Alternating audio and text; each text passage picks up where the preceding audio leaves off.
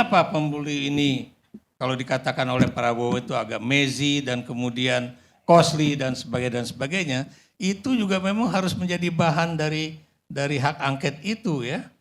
Kalau saya termasuk orang yang nggak percaya, jadi Bang Karni bisa lihat ya, masa pengeluaran atau penerimaan dari masing-masing paslon untuk Pilpres kemarin itu nilainya auzubillah min dzalik kecilnya ya.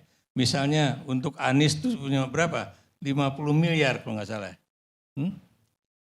Untuk paslon nomor 2 itu 200 sekian miliar. Benar nggak Bung Ferry ya? Untuk paslon nomor 3 itu terbesar 529 kalau nggak salah ya. Itu kalau ngelihat angka itu ya, buat bikin kopi dari masing-masing partai dalam diskusi aja nggak cukup. Ya. Apalagi bikin baliho kan. Jadi ini suatu hal yang nggak masuk akal. Dan kemudian KPU akan mempertanyakan apakah angka-angka itu benar. Nggak bertanya soal itu. Dan buat saya suatu hal yang membodohi dan membohongi rakyat. Bahwa angka biaya untuk pemilu masing-masing paslon itu semuanya nilainya di bawah 1 triliun.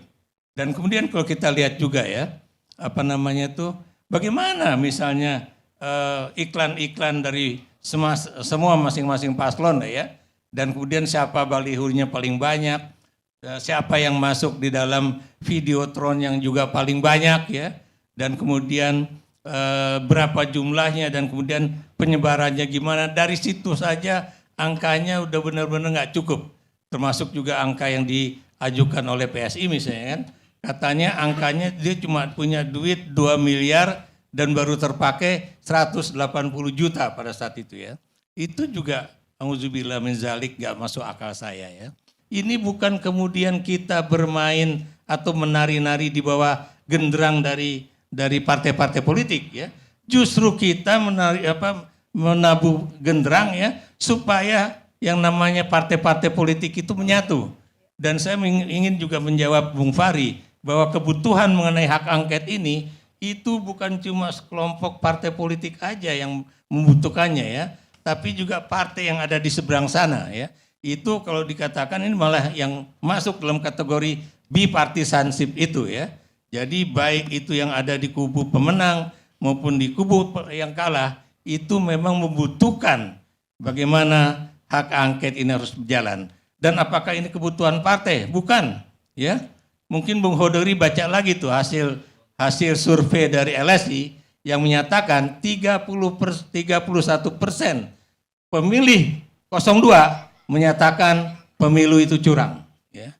Kemudian 62,2%, tadi Bang Karni kurang 2%-nya Pak Bang ya. Jadi 62,2% itu hasil survei menyatakan rakyat membutuhkan hak angket ya. Dan kalau Anda buka video-video pendek di ini ya, ini bukan main itu. Gerakan dari rakyat bawah yang menyatakan kapan nih hak angket nih. Hak angket harus jalan. Karena dengan hak angket ini itu semua bisa disisir ya. Mana yang begini, mana yang begitu, dan bagaimana perbaikannya ke depan dan sebagainya. Tanpa ada perbaikan mengenai pelaksanaan pemilu, sistem politik, terus terang ya, itu partainya Bung Fahri itu juga tidak akan bisa masuk parlemen sampai kapanpun. Tapi kalau misalnya ini bisa dijalankan dengan baik, saya yakin tidak akan ada pembubaran partai ya, kecuali kalau partai itu membubarkan diri sendiri ya. Anda bisa bayangkan ya, sekarang udah ada isu, misalnya Gerindra udah akan memajukan misalnya menantu dari Jokowi untuk menjadi calon bupati Sleman ya. Kemudian mantunya lagi akan didukung oleh Gerindra untuk menjadi calon gubernur Sumatera Utara ya. Dan kemudian sang anak entah menjadi calon bupati di Batang atau mungkin jadi wali kota di Solo atau jangan-jangan juga bisa menjadi calon gubernur Jawa Tengah ataupun DKI Jakarta.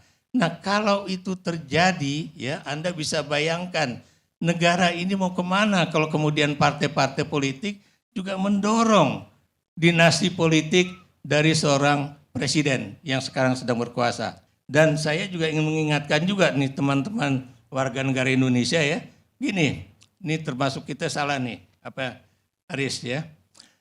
Kita mengeluh-elukan Jokowi sehingga kemudian dia adalah seorang pemimpin yang dari bawah ya, dari wali kota Solo menjadi gubernur dan baru presiden, dengan harapan ini presidennya udah benar-benar matang karena dia punya pengalaman menjadi penguasa dari bawah. Ternyata saya nggak ikut-ikutan tuh, Prof. Oh iya, lo nggak ikut, oke. Gue tarik lo gitu. Tapi paling enggak gue tuh juga ngikut di situ ya, menjadi pendukung ya. Kenapa? Karena kita anggap kalau pengalamannya dari bawah itu berarti dia akan memiliki pengalaman eksekutif yang baik. Ternyata dengan posisi-posisi itu dia rupanya memupuk jalinan hubungan personal ya, yang dengan orang-orang yang kemudian kita tahu adalah orang-orang yang kemudian bermain di dalam pelaksanaan pemilu kali ini ya.